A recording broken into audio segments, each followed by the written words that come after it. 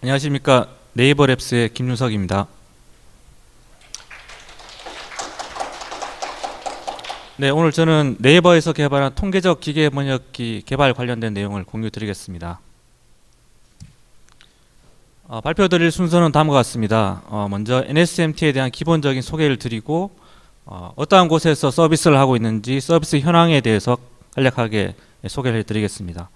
그리고 실제로 개발을 어떻게 진행했는지 개발 이야기를 하고 그리고 번역기를 검색에 접목을 해봤는데요.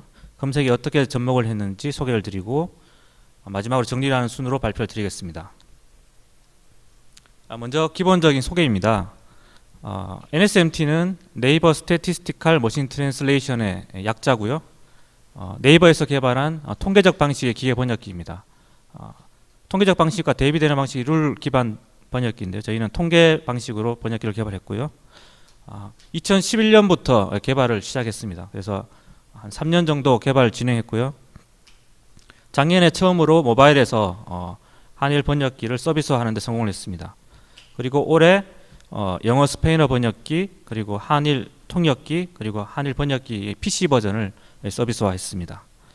그러면 구체적으로 어느 곳에서 네이버 번역기를 사용할 수 있는지에 대해서 좀 더 구체적으로 설명을 드리겠습니다. 서비스 현황입니다. 먼저 PC에서 번역기를 사용할 수 있는 곳인데요. 그 네이버에 사전 탭에 그 일본어 사전에 들어가 보시면은 번역기를 이용할 수 있습니다. 번역기는 크게 두 가지 형태인데요. 단문 번역기와 웹 번역기 두 가지 형태로 서비스를 하고 있습니다.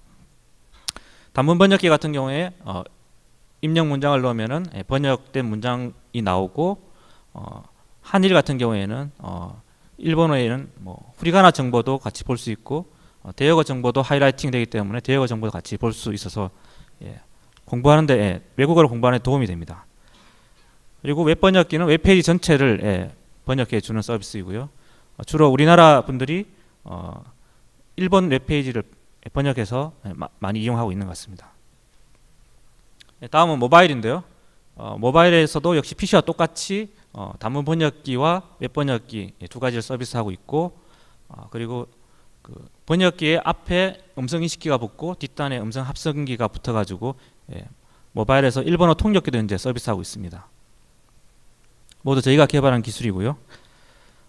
그리고 라인에서 번역봇이라는 걸 사용해 보신 분이 있는지 모르겠는데 어떤 개념이냐면은 외국인 친구랑 대화할 때 그 대화방에 번역봇을 친구로 초대하면은 대화를 나누는 내용을 번역봇이 번역을 해줍니다. 그래서 외국어를 몰라도 외국인과 대화를 나누는데 도움을 주는 기능이고요. 현재 라인에 영어 스페인어 번역기 그리고 한국어 일본어 번역기가 현재 저희 기술로 서비스를 하고 있습니다. 그리고 라이브 도어라는 사이트가 있는데 일본에 저희 네이버의 자회사인데요. 거기에 번역 페이지의 번역기도 현재 저희 번역기로 서비스하고 있습니다. 그럼 얼마나 많은 사람들이 번역기를 쓰고 있는가에 대한 PV 정보인데요. 모바일 쪽만 저희가 뽑아왔고 번역기에 대한 서비스를 시작한 이후 지금까지 PV 변화 추세입니다. 단문 번역기, 모바일 웹 번역기, 통역기 전부 다 조금씩 사용자가 증가하고 있는 추세고요.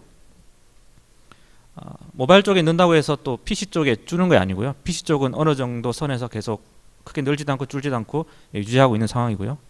그리고 번역봇 같은 경우에는 라인에 가입자가 많아짐에 따라서 점점 많은 사람들이 이용하고 있습니다. 그럼 어떻게 개발했는지 개발 관련된 이야기입니다. 번역기를 구분하는 방법이 여러 가지가 있겠지만 번역의 단위가 무엇이냐에 따라서 번역기를 구분할 수 있습니다. 가장 심플한 형태가 워드 단위의 번역기고요. 이런 식으로 워드 단위로 번역을 합니다. 그래서 워드 단위의 대역어 테이블 이용해서 번역을 하고요.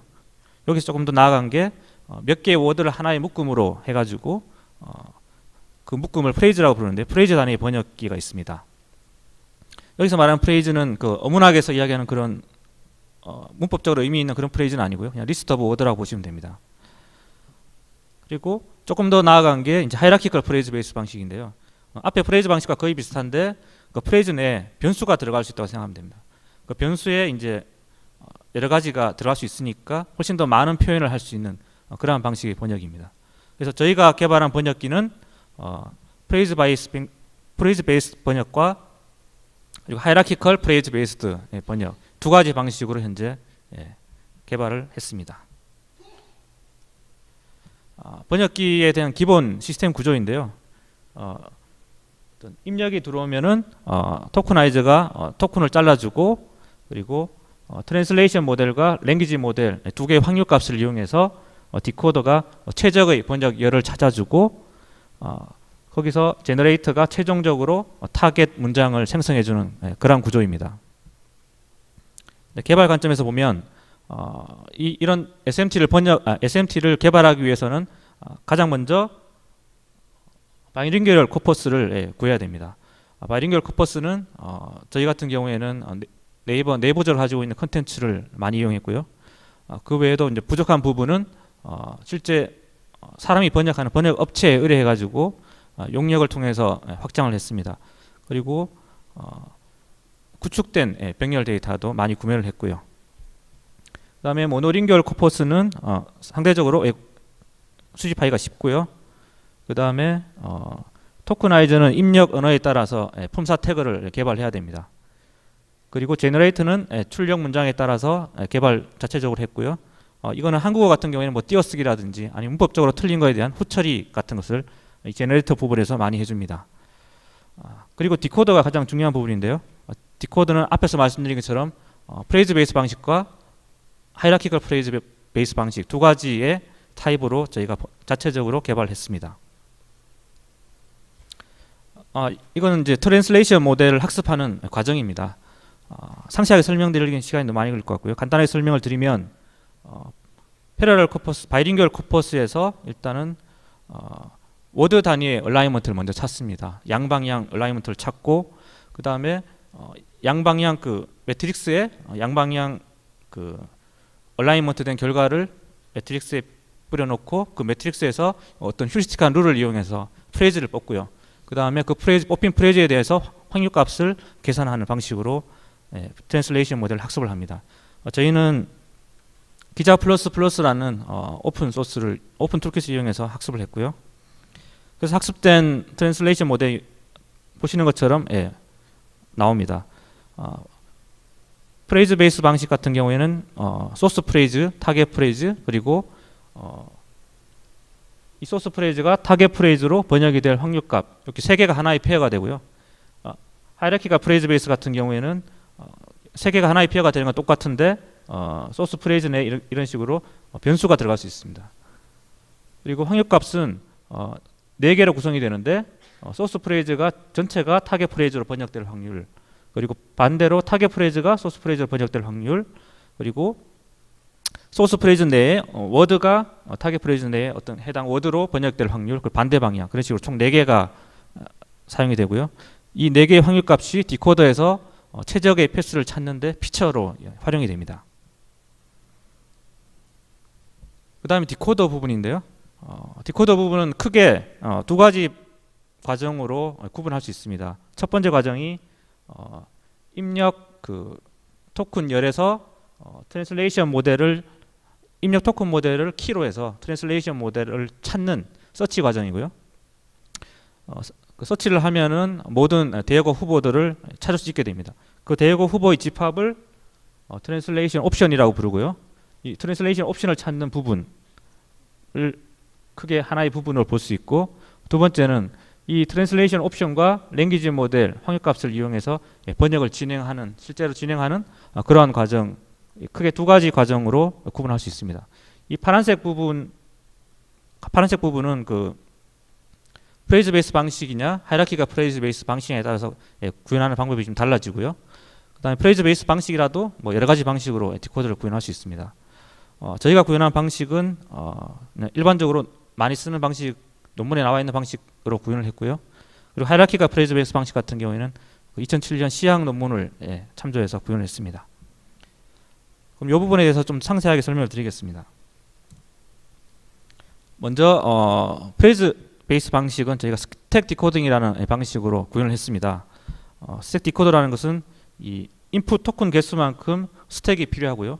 각 스택에는 번역된 결과물들이 저장이 됩니다. 그래서 제 왼쪽에서부터 오른쪽으로 진행하면서 차례차례 번역을 해나가고요. 제일 마지막 스택에 도달하면은 전부 다 번역이 된 결과들이 저장이 됩니다. 그래서 요 스택에 들어있는 하나하나를 하이퍼셋스라고 부르고요. 이 하이퍼셋스와 트랜슬레이션 옵션이 결합을 하면서 번역이 이렇게 진행이 되고 이 윗부분에 있는 것은 인풋 토큰이 어떤 것이 번역이 되었냐 하는 그런 비트맵 정보입니다. 그래서 이런 식으로 왼쪽에서 오른쪽으로 전부 다 번역을 하고 제일 마지막 토큰에 모든 번역된 결과가 저장이 됩니다. 그래서 그 마지막 토큰에서 가장 좋은 하나를 찾아가서 백트랙 해 나가면 모든 번역된 결과를 찾을 수 있는 그런 방식이고요. 그 다음에 HPB 같은 경우에는 차트 파싱이라는 걸 해야 됩니다. 변수가 있기 때문에요. 이 차트의 아래에서부터 위로 차례차례로 번역을 해나가서 이 꼭대기에 전체 번역된 결과물들이 저장이 되어 있습니다. 앞에서 말씀드린 그 스택 디코딩 같은 경우에 그 저장되는 공간이 그냥 인풋 토큰 개만큼 필요했다면 이건 훨씬 더 많은 개수의 스택이 필요하다고 보시면 되고요. 그렇기 때문에 시간이 더 많이 걸립니다. 이 방식이. 간단하게 살펴보면 이 3,8에 해당하는 이 스택에 어떤 식으로 들어가는지 한번 설명을 드리겠습니다. 이런 소스 워드가 있다고 했을 때 이런 룰에 걸립니다. Not only x1 but also x2가 x뿐만 아니라 x2로라고 번역해라 라고 하면 이 x1에 해당하는 부분이 이 5,5 알코올에 대한 번역이 여기 들어가고요. 그 다음에 이 8,8에 이 타바코라는 것에 대한 번역이 들어갑니다. 그래서 이 전체의 번역 결과가 여기에 3,8에 들어가게 되고요. 근데 이 5,5에 만약에 대역 후보가 한 100개 있고 8,8에 100개 있다. 그러면은 조합될 수 있는 컨비네이션 게 만 개가 되잖아요. 그 만 개가 여기 들어가게 됩니다. 그래서 10,000개 중에서 여긴 또 상위 뭐 한 100개를 뽑아서 저장을 한다고 했을 때 시간이 너무 많이 걸리는 그런 문제점이 있습니다. 그래서 어떻게 하면은 효율적으로 빠르게 이 3,8의 탑 N개를 구할 수 있느냐, 그 알고리즘이 큐브 프루닝이라고 불립니다. 간단하게 설명을 드리면 이 세로축에 아까 말씀드린 x1에 해당하는 5,5의 후보들을 쫙 나열하고 대신 가장 좋은 것부터 나쁜 순으로 정렬을 해 놓습니다. 여기서는 숫자가 이 스코어 값이 코스트 개념이기 때문에 작은 게 좋다고 보시면 되고요. 그 다음 가로축에는 아까 8,8에 해당하는 대역어 후보들을 나열해 놓습니다. 역시 정렬을 해 놓고요. 그 다음에 가장 심플하게 탑 N개를 뽑는 방식은 이 16개를 다 계산해서 가장 좋은 거 소팅해가지고 가장 좋은 거 N개를 뽑으면 되는데, 그렇게 하면 아까 말씀드린 것처럼 개수가 많아지면 너무 시간이 많이 걸리기 때문에 여기서 제안하는 방식은 일단은 각 축에서 가장 좋은 거에 대한 계산을 먼저 합니다. 이 같은 경우에 여기 1.0이랑 1.0 그리고 2.5가 되는 이유는 이 결합이 되면서 새로운 랭귀지 모델 값이 생성되기 때문에 한 2.5 정도가 된다고 칩시다. 그러면 첫 번째 계산은 이거를 선택을 하고요. 그 다음 여기서 가로로 확장하고 세로로 아래로 확장을 해 나갑니다. 그 다음 이 확장된 것 중에서 이 파란 것 중에서 좋은 걸 선택합니다. 그럼 2.4가 되겠죠. 그럼 2.4를 채택을 하고 2.4에서 또 가로로 오른쪽으로 아래쪽으로 확장을 해 나갑니다. 그 다음에 이 또 세 개 중에서 가장 좋은 거 5.0을 선택을 하고 오른쪽으로 확장해 나가고 아래는 이미 되어 있으니까 확장해 나갈 필요 없고요. 이런 식으로 전체 다 계산하지 않고 상위 3개를 뽑습니다. 이 알고리즘으로. 이렇게 해도 전체 다 계산해서 상위 N개를 뽑는 것보다 크게 성능이 떨어지지 않더라. 근데 속도는 훨씬 빠르겠죠. 근데 실제로는 그 아까 3,8에 해당하는 룰이 한 개가 아니고 여러 개가 있을 수 있습니다. 그러니까 룰 자체도 여러 개가 있을 수 있으니까 그 룰 축이 또 새로 하나 있다고 보시면 되고요. 룰도 역시 좋은 것에서 나쁜 것 순으로 정렬을 해야 됩니다. 그러면 제일 처음에 하는 게 가장 좋은 룰에 가장 좋은 x1, 가장 좋은 x2를 선택을 하고 그 다음에 얘를 선택하고 세 가지 축이 세 개니까 세 가지 방향으로 확장해 나갑니다. 이렇게 확장해 나가고 그리고 이 확장된 것 중에서 또 가장 좋은 걸 하나 선택하고 또 확장해 나가고 또 가장 좋은 거 하나 선택하고 확장해 나가고 이런 식으로 실제로는 이렇게 3차원 큐브 모양의 프루닝을 합니다. 자, 그럼 번역기를 개발하면은 번역기가 얼마나 좋은지 평가를 해야 되는데요. 평가 이야기를 드리겠습니다. 저희는 품질 평가 크게 두 가지 방향으로 진행을 했습니다. 첫 번째는 자동으로 할 수 있는 방법, 정량적 방법으로 블루라는 번역 필드에서 가장 많이 쓰는 지표를 이용했고요. 그 다음에 사람이 직접 평가한 정성적 평가도 했습니다. 이때는 3점 척도를 이용했고, 그 다음에 이제 평가자 여러 명이 실제로 원문과 번역된 문장을 보고 0점, 1점, 2점 이런 식으로 점수를 주고, 저희는 이제 여러 명의 평균값을 이용했고요. 그다음 어떤 문장으로 평가하느냐, 그것도 상당히 중요한데요. 뭐 어떤 여러 번역 업체에서 공통적으로 쓰는 그런 테스트 셋이 뭐 한일 같은 경우에 없기 때문에 저희가 자체적으로 평가 문장을 만들었습니다. 저희 네이버 같은 경우에는 단문 번역기가 인풋이 굉장히 다양한 인풋이 들어온다고 가정을 해서 테스트 문장도 굉장히 다양하게 구성을 했습니다. 크게 구어체랑 문어체로 나누고, 구어체도 굉장히 다양하고 문어체도 굉장히 다양하게 뽑아서 평가 셋을 만들었고요. 타사랑 비교 평가를 한 결과입니다. 2011년 말에 저희가 이제 1년차 때, 번역기 개발 1년차 때 개발한 결과, 평가를 한 결과이고요. 한일 번역기에 대해서 우리 번역기랑 NSMT랑 다른 번역 업체 세 군데랑 벤치마크 테스트를 해봤습니다. 그 당시에 NSMT가 블루랑 그 사람 평가 양쪽에서 그래도 상위권에 있다, 그런 결론을 얻었고요. 나쁘지 않다는 결론을 얻고, 이후에 조금 더 품질 개선을 해서 그 다음 해에 서비스를 했습니다. 그래서 개발 과정, 개발 플로우를 간단하게 설명을 드리면은, 제일 첫 번째 단계는 그 번역기에 필요한 리소스를 확보하는 단계입니다. 뭐 여기는 병렬 데이터도 필요하고, 그 다음에 품사 태그도 필요하고, 디코더가 없으면 디코더 짜야 되겠죠. 이런 과정이고요. 그 다음에 이제 이 확보된 리소스를 가지고 어떤 기본적인 실험을 하는 단계입니다. 어떤 디코딩 방식을 쓸까 결정하고, 그 다음에 디코더의 여러 파라미터를 튜닝하고, 내부적으로 굉장히 많은 모델을 만들어서 내부적으로 비교를 해서 좋은 번역기를 만들어가는 거죠. 그래서 여기서 어느 정도 이제 궤도에 올랐다라고 판단이 되면, 그다음 심화 실험 과정입니다. 이때는 이제 경쟁사 번역기랑 이때는 블루뿐만이 아니고 사람의 평가가 들어가서 경쟁사 번역기랑 비교 실험을 하고, 우리가 부족한 부분을 리스트업하고 그 부족한 부분을 해결할 수 있는 방법론을 고안해서 이제 이 심화 실험 과정을 계속 반복하게 됩니다. 그래서 이제 어느 정도 경쟁력이 있다라고 판단이 되면 그때 이제 서비스화하고, 그 이후에 이제 끝이 아니고 이 번역기는 또 완벽하지 않기 때문에 계속해서 사용자들의 어떤 CS가 들어옵니다. 그래서 유지보수 단계를 계속 해야 됩니다. 그러면 저희가 이제 어떤 심화 실험을 했는지 심화 실험 몇 가지 사례에 대해서 소개해 드리겠습니다. 첫 번째는 이제 영어에서 한국어로 번역하는 번역기를 이제 만들고 있는데, 한국어랑 영어가 이제 어순이 너무 달라서 번역 결과가 많이 떨어지는 것을 관찰했고요.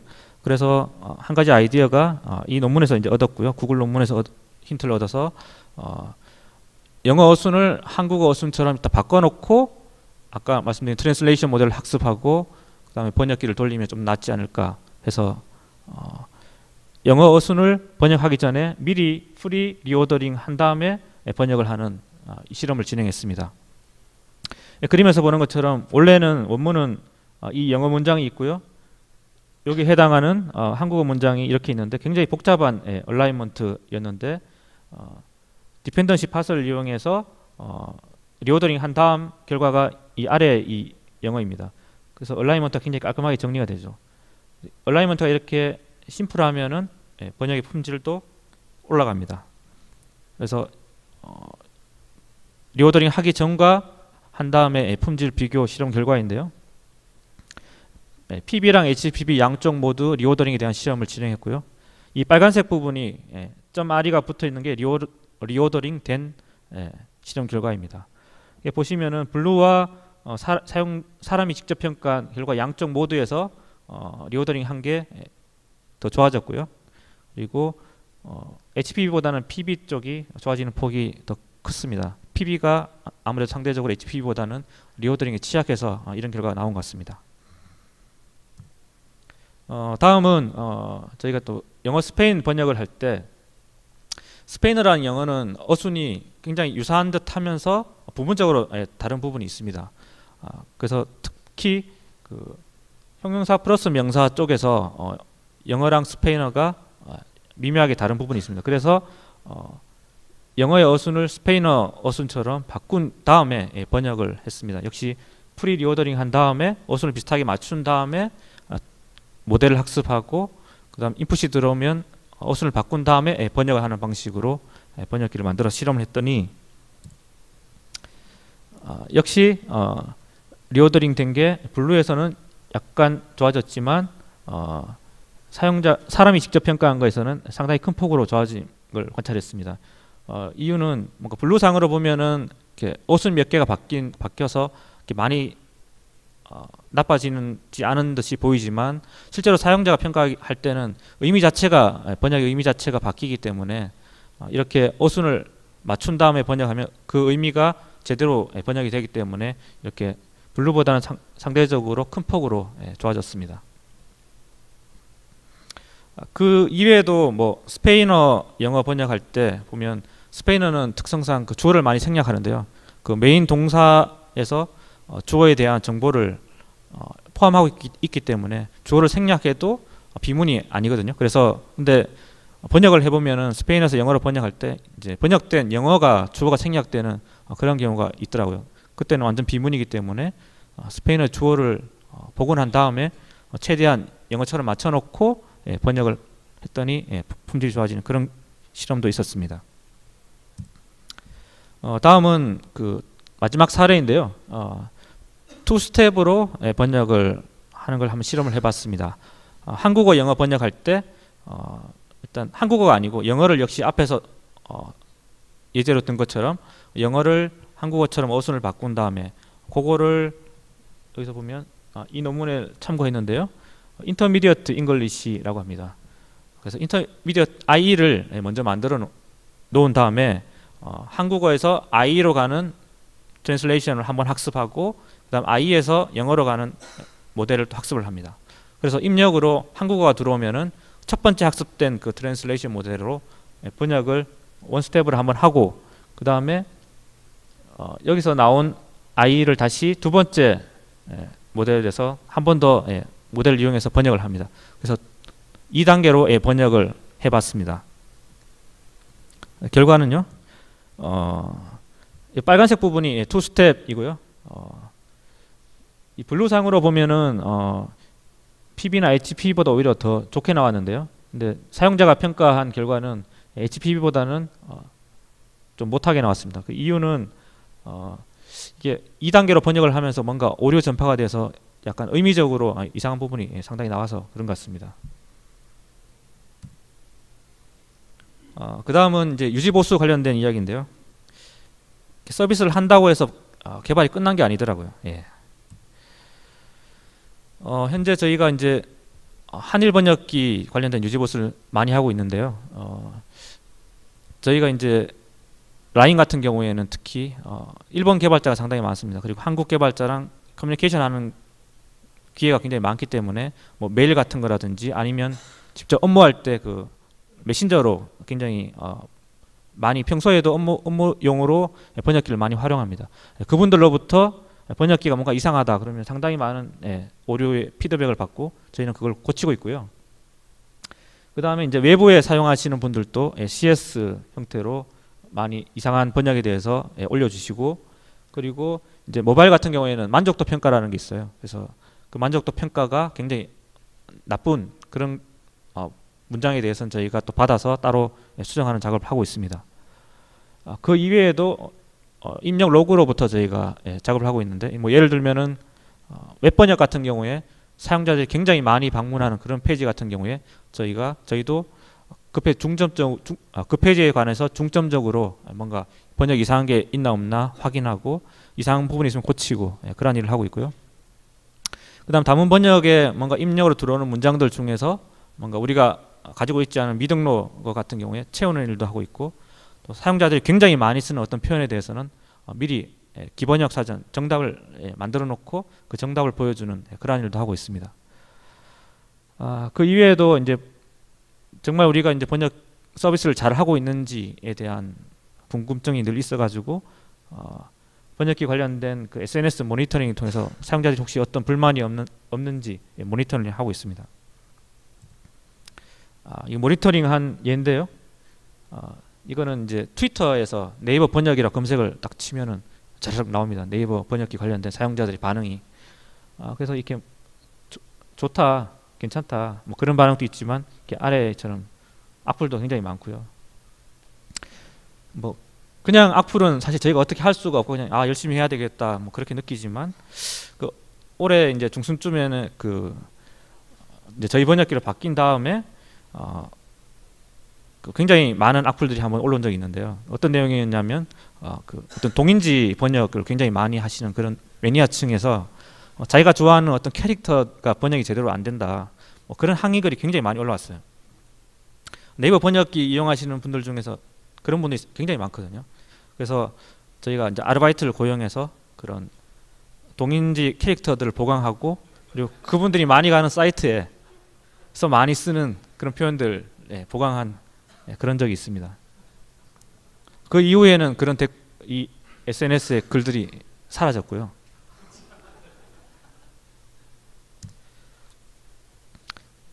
자, 다음은 그 저희가 네이버가 검색을 하는 회사이기 때문에 번역기 이 기술을 검색에 어떻게 활용할 수 있을까 없을까 해서 검색에 활용한 사례에 대해서 소개를 드리겠습니다. QR, 그 쿼리 리포뮬레이션이라는 게 있는데요. 그 정보 검색에 어떤 내용이냐면은 사용자의 쿼리가 들어오면은 그 쿼리를 뭔가 검색에 적합한 쿼리로 변형을 시켜주는 그러한 기술입니다. 이 QR을 하는데 뭐 다른 방식으로 할 수도 있지만 저희 번역기 기술을 이용해서 QR을 진행했습니다. 어떤 거냐면 이제 일본어 검색을 한다고 했을 때 일본어에 이제 히라가나보다는 그 히라가나에 해당하는 한자가 더 검색에 적합한 경우가 많거든요. 그러면 히라가나를 한자로 바꿔주거나 아니면은 이제 오타, 사용자 오타 같은 경우에 정타로 바꿔주거나 그러한 일을 이 번역기의 기술을 이용해서 진행을 해봤습니다. 그러니까 번역기의 트랜슬레이션 모델 학습 데이터로 오타, 정타 매핑 테이블이나 아니면 히라가나를 한자로 변환해주는 그런 테이블들을 이용해서 트랜슬레이션 모델을 학습하고, 그 다음에 사용자의 쿼리 데이터 전체에서 랭귀지 모델을 학습해서 사용자 인풋으로 쿼리가 들어오면은 그 트랜슬레이션 모델과 랭귀지 모델을 이용해서 번역을 하는 것처럼 마치 번역된 문장을 내보내는데 그게 QR이 된 쿼리가 되는 거죠. 그런 식으로 번역 기술을 정보 검색에 한번 활용해 본 적이 있고요. 그 다음에 또 사람들이 많이 생각하는 그 이제 크로스 랭귀지 IR 교차 검색을 한번 진행을 해봤는데요. 이제 네이버 재팬이 있으니까요. 이제 한국의 유명한 한류 콘텐츠들 네이버 블로그나 뭐 그런 한류 콘텐츠들을 일단 먼저 오프라인으로 번역을 쫙 해놓고 그 일본어 데이터로 색인을 합니다. 그러면은 네이버 재팬에서 일본 사람들이 이런 식으로 일본어로 검색을 하면은 번역된 한국어의 이 페이지를 검색을 할 수가 있죠. 요거를 이제 서비스 하려고 했는데 요게 이제 작년 여름쯤에 진행을 했는데 그 갑자기 전임 대통령께서 그 독도를 방문하시는 바람에 뭐 한일 관계가 급냉이 되면서 이런 분위기에서 이런 서비스를 하는 건 좋지 않다라고 판단해서 드랍이 된 안타까운 프로젝트입니다. 시간이 좀 남은 것 같은데 벌써 마지막이네요. 정리 부분입니다.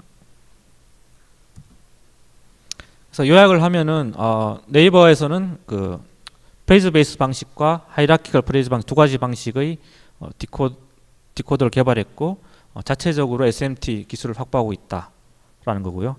그다음에 이제 개발한 SMT 제품은 네이버 사전 서비스 그리고 라인 쪽에 번역봇 솔루션으로 제공을 하고 있다. 그리고 현재 서비스하고 있는 번역기는 한국어, 일본어와 영어, 스페인어 번역기고요. 그 다음에 유지보수에 각별히 신경을 쓰고 있다. 그리고 번역 기술을 검색에도 적용해 본 적이 있다. 이렇게 요약을 할 수 있을 것 같습니다. 예, 이상입니다.